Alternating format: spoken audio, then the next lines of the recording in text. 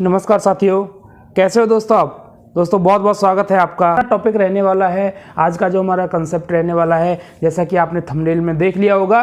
तो इस टाइप के जितने भी क्वेश्चंस हैं, जितने भी क्वेश्चंस एग्जाम में आ सकते हैं, ये हम उन्हीं क्वेश्चंस को ले रहे हैं जो एग्जाम में आए हुए हैं या आ सकते हैं। तो इस टाइप के जितने भी क्वेश्चंस एग्जाम में आ सकते हैं, उन सभी क्वेश्चंस का सॉल्यूशन आपको यहाँ पर मिल जाएगा। आपने खुद भी सॉल्व करके देख लिया होगा और आप अब हमारी ट्रिक देखिए, हम इन क्वेश्चंस को कैसे सॉल्व करते हैं। दोस्तों जो भी हम आपको ट्रिक बताएंगे वो एकदम बेहतरीन ट्रिक होगी, एकदम यूनिक ट्रिक होगी। ओके, तो चलिए स्टार्ट करते हैं और फर्स्ट क्वेश्चन पर हम देखते हैं कि फर्स्ट क्वेश्चन क्या है। दोस्तों फर्स्ट क्वेश्चन आपकी स्क्रीन के ऊपर आपको दिखाई दे रहा है।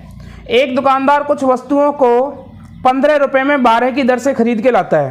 भाई एक दुकानदार कहीं से कोई वस्तु खरीद के लाया, किस रेट से खरीद के लाया है? 15 रुपए में 12 के रेट से खरीद के लाया है और इन सभी वस्तुओं को 14 रुपए में 10 के रेट से बेच देता है। और बेच किस रेट से रहा है? 14 रुपए में 10 के रेट से बेच रहा है। खरीद के किस रेट से लाया था? 15 रुपए में 12 के रेट से खरीद के लाया था और बेच किस रेट से रहा है? 14 रुपए में 10 के रेट से बेच रहा है। तो उसका लाभ और हानि आपको बतानी है। क्वेश्चन आपकी स्क्रीन के ऊपर है, आप क्वेश्चन को ढंग से देख लीजिए। इस टाइप के जितने भी क्वेश्चंस हैं वो हम कैसे करना है वो मैं आपको यहाँ पर एक फॉर्मेट बता रहा हूँ, कैसे आपको बनाना है। उस फॉर्मेट के अकॉर्डिंग अगर आप चलोगे तो आपको कोई भी प्रॉब्लम नहीं आएगी। क्वेश्चन दोबारा पढ़ लेते हैं। A shopkeeper buy some article at the rate of 12 article at ₹15। कोई दुकानदार 15 रुपए में 12 की दर से कुछ सामान खरीद के लाता है and sell all the articles, और सभी वस्तुओं को किस रेट से बेच देता है? 10 आर्टिकल्स एट ₹14। 14 रुपए में 10 वस्तु बेच देता है। तो बताओ पूरे लेन देन पर उसे लाभ हुआ या हानि हुई? अगर लाभ या हानि हुई तो कितने परसेंट का लाभ या हानि हुई, हमें आपका आंसर परसेंट में देना है। दोस्तों अगर आपको वीडियो अच्छी लगे तो आप चैनल को सब्सक्राइब जरूर कर दें, ये तो आप कर ही देंगे, और वीडियो को लाइक आप जरूर करते रहें। मैं यहां पर एक फॉर्मेट बना रहा हूं, उस फॉर्मेट के अकॉर्डिंग आपको चलना है। यहां पर मैं लिख रहा हूं सीपी और यहां पर मैं लिख रहा हूं एसपी। यहां पर क्वांटिटी, यहां पर प्राइस। देखिए सीपी क्या होता है?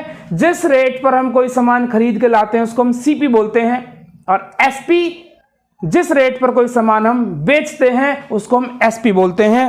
क्वेश्चन में कहा गया है कि भाई 15 रुपए में 12 वस्तु खरीद के लाया, 15 रुपए में 12 के रेट से खरीद के लाया। इसका मतलब ये नहीं कि वो सिर्फ 12 वस्तु खरीद के लाया।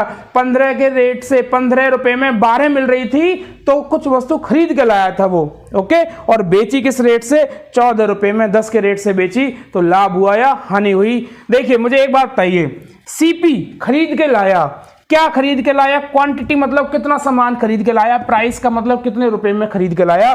तो क्वेश्चन में दे रखा है भाई 15 रुपए में खरीद के लाया, 15 रुपए में खरीद के लाया और 12 वस्तु खरीद के लाया। ये हमें क्वेश्चन में दे रखा है कि 15 रुपए में 12 वस्तु खरीद के लाया और बेचा किस रेट से? 14 रुपए में। 14 रुपए में कितनी वस्तु बेची? 10 वस्तु बेची। 10 वस्तु 14 रुपए में 10 वस्तु बेची। अच्छा मुझे आप एक बात बताइए, आप मार्केट से कोई सामान, आप शॉपकीपर हैं और आप मार्केट से कोई सामान खरीद के लाते हो। मान लो आप 100 पेन खरीद के लाए, इस तरीके के मार्कर जो आप 100 खरीद के लाए और आपने उसमें से 70 मार्कर बेच दिए, चाहे प्रॉफिट पर बेचे चाहे लॉस पर बेचे, 70 मार्कर आपने उसमें से बेच दिए। क्या आप अपना प्रॉफिट और लॉस बता सकते हैं? अभी आप नहीं बता सकते, क्योंकि जितना सामान आप खरीद के लाए हो वो पूरे का पूरा सामान आपने नहीं बेचा। प्रॉफिट या लॉस हम तब निकाल सकते हैं परसेंट में जब जितना सामान हम खरीद के लाए हैं पूरे का पूरा सामान हमारा बिक जाए। तो यहाँ पर क्या कह रहा है? यहाँ पर 12 वस्तु खरीद के लाया है 15 रुपए में और 10 वस्तु बेच रहा है 14 रुपए में। तो भाई यहाँ से हम प्रॉफिट लॉस अभी नहीं निकाल सकते। क्यों? क्योंकि खरीद के लाया है 12 और बेच रहा है वो 10। जितना खरीद के लाया है अगर सारी की सारी वस्तु बिक जाए तो हम प्रॉफिट और लॉस कैलकुलेट कर सकते हैं। इसलिए आपको क्या करना है? इस क्वांटिटी को बराबर करना है भाई, इस क्वांटिटी को बराबर करना है। तो इन दोनों का एलसीएम क्या होगा भाई? 12 और 10 का, 12 और 10 का एलसीएम होगा 60। तो मैं 60 बनाने के लिए यहाँ 5 से गुना कर दूं। अगर मैं यहाँ 5 से गुना करूंगा तो मुझे यहाँ भी 5 से गुना करनी पड़ेगी। यहाँ 60 बनाने के लिए मैं 6 से गुना कर दूं, तो यहाँ 6 से गुना करूंगा तो भाई यहाँ से भी 6 से गुना करनी पड़ेगी। तो अब सीपी कितना आ गया हमारा, सीपी आ गया 12 वस्तु, 12 पंजे 60 वस्तु खरीद के लाया, 15 पंजे 75 रुपए की, 75 रुपए की 60 वस्तु खरीद के लाया, और 60 वस्तु 10 के 60 कितने की बेच दी, 84 रुपए की, 84 रुपीज की उसने 60 वस्तु बेच दी। भाई खरीद के कितने की लाया, खरीद के तो लाया 75 रुपए की, और बेच कितने की दी, बेच दी उसने 84 रुपए की, 84 रुपीज की उसने बेच दी। 75 रुपए की खरीद के लाया और 84 रुपए की बेच दी। 60 वस्तु, ध्यान रखना हमें वस्तुओं को इक्वल करना है। तो कितना प्रॉफिट हुआ, प्रॉफिट दिख रहा है यहाँ पर 9 रुपए का। कितना प्रॉफिट हुआ, 9 रुपए का प्रॉफिट हुआ। तो प्रॉफिट परसेंट निकालने का फॉर्मूला आपको पता है क्या होता है। प्रॉफिट परसेंट निकालने का फॉर्मूला प्रॉफिट अपॉन में सीपी गुना में 100, प्रॉफिट अपॉन सीपी गुना में 100। प्रॉफिट है बेटा 9 रुपये, सीपी कितना है 75 रुपये, और गुना में 100। तो 25 से काट दो, 25 दिया 75, 25 चौका 100, 3 एकम 3, 3 तिया 9, तो भाई 12%, 12% का प्रॉफिट है, 12% का प्रॉफिट है। ठीक है, यहाँ आपको कोई मैजिक नहीं सिखाया जाएगा भाई, यहाँ कोई भी मैजिक नहीं है, यहाँ सिर्फ कंसेप्ट आपको सिखाए जाएंगे, और उस कंसेप्ट अगर आप सीख गए तो क्वेश्चन चाहे थोड़ा बहुत घुमा फिरा के भी आ जाएगा तो भी आप उसको सॉल्व कर दोगे। यहाँ मैजिक नहीं सिखाई जाएगी, यहाँ सिर्फ और सिर्फ आपको कंसेप्ट सिखाए जाएंगे। तो कंसेप्ट है भाई ये, आपको क्वांटिटी सीपी में जो क्वांटिटी है और एसपी में जो क्वांटिटी है वो बराबर करनी पड़ेगी। जब हमने यहाँ हम बराबर कर रहे हैं तो हमें यहाँ से मल्टीप्लाई करनी पड़ेगी। जैसे हमने यहाँ 5 से गुना की तो यहाँ भी 5 से गुना करनी पड़ेगी, यहाँ 6 से गुना की तो यहाँ भी 6 से गुना करनी पड़ेगी। तो इस तरीके से हम कह सकते हैं कि 60 वस्तु 75 की आई और 60 वस्तु 84 की हमने बेच दी, तो 9 रुपये का फायदा हुआ। और प्रॉफिट परसेंट का फॉर्मूला क्या है, प्रॉफिट अपॉन सीपी गुना में 100। ओके, तो मैं उम्मीद कर रहा हूँ कि आपकी समझ में आ गया होगा। अगर हाँ तो अब अगला क्वेश्चन हम करते हैं। ओके, क्वेश्चन नंबर 2 आपकी स्क्रीन के ऊपर देखिए क्या है, सेम ऐसा ही क्वेश्चन है। एक दुकानदार कुछ वस्तुओं को 15 रुपए में 12 की दर से खरीद के लाता है, 15 रुपए में 12 की दर से खरीद के लाता है, 15 रुपए में 8 की दर से खरीद के लाता है, तथा सभी वस्तुओं को 18 रुपए में 10 की दर से बेच देता है। 15 रुपए में 8 की दर से खरीद के लाया और 18 रुपए में 10 की दर से बेच दिया, तो लाभ या हानि परसेंट आपको बतानी पड़ेगी क्या है। A shopkeeper buys some article at the rate of 8 articles at ₹15 and sell all the articles at the rate of 10 articles at ₹18. Find the profit and loss percent. Okay, चलिए इसमें रखते हैं, फॉर्मेट मैंने पहले ही बना रखा है, तो इसमें रखते हैं वैल्यू। क्या है कि बताइए मुझे भाई, यहाँ पर क्या आएगा, सीपी की बात कर रहे हैं हम। क्वेश्चन को दोबारा पढ़ लीजिए। एक दुकानदार 15 रुपए में 8 की दर से खरीद के लाता है। 15 रुपए में खरीद के ला रहा है, तो सीपी वाली लाइन को फिल करेंगे भाई। 15 रुपए में क्या खरीद के ला रहा है, ये प्राइस है। 15 रुपए में 8 वस्तु खरीद के ला रहा है, ये क्वांटिटी है यानी वस्तु है। ओके, और बेच किस रेट से रहा है, 10 आर्टिकल बेच रहा है 18 रुपए के। 18 रुपए में बेच रहा है वो 10 को, 18 रुपए में बेच रहा है वो 10 को। यहां पर मैं मात्रा लिख देता हूं हिंदी में, चलो मात्रा, यहां पर कीमत, चलो हिंदी मीडियम से ही करेंगे भाई, कोई बात नहीं। कीमत 15 रुपए में 8 वस्तु खरीद के लाया और 18 रुपए में 10 वस्तु उसने बेच दी, तो प्रॉफिट या लॉस बताना है दोस्तों। हमें ये क्वांटिटी बराबर करनी पड़ेगी ना, मात्रा बराबर करनी पड़ेगी, तभी आप प्रॉफिट लॉस कैलकुलेट कर सकते हो। तो इनको बराबर करने के लिए 8 और 10 का एलसीएम बताओ, 40।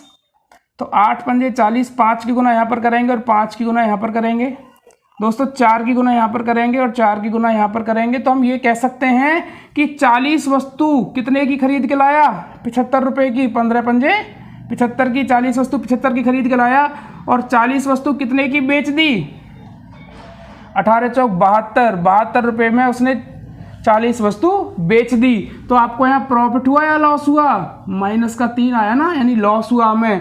तो लॉस हुआ भाई, सीपी हमारा 75 है और एसपी हमारा 72 है, तो 3 रुपए का नुकसान हुआ ना। तो लॉस परसेंट का फॉर्मूला क्या होता है, हानि प्रतिशत निकालने का फॉर्मूला क्या होता है, हानि बटे में सीपी गुना में 100। तो 25 या 75 और 25 चौका 100, 3 से 3 कट जाएगा दोस्तों, 4% आपको हानि होगी इस क्वेश्चन में।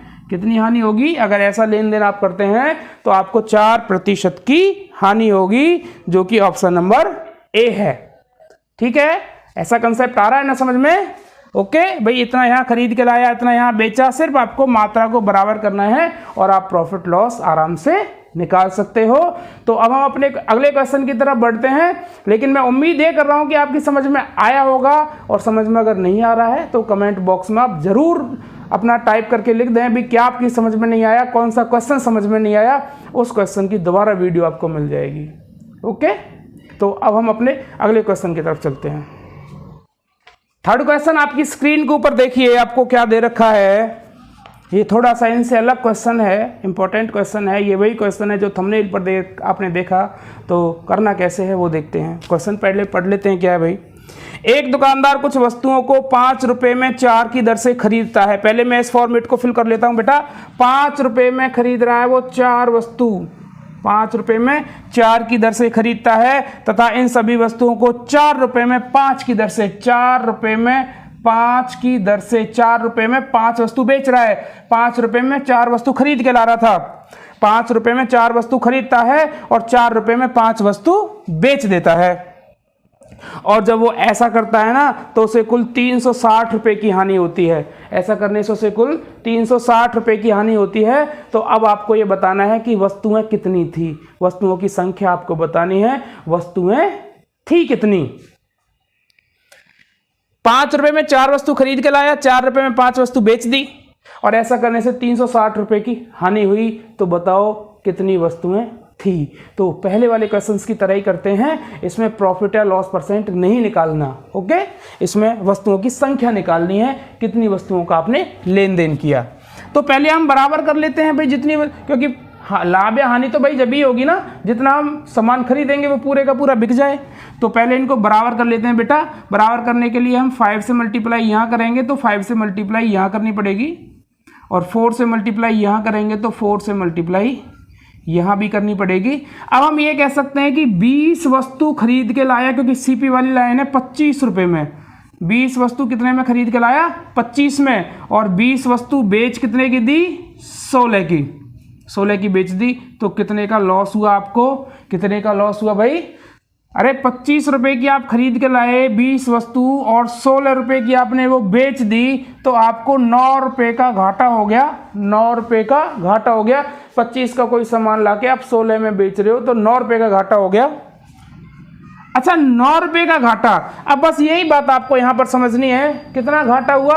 9 रुपए का घाटा हुआ। अच्छा, 9 रुपए का घाटा कितनी वस्तुओं के लेन देन पर हुआ भाई?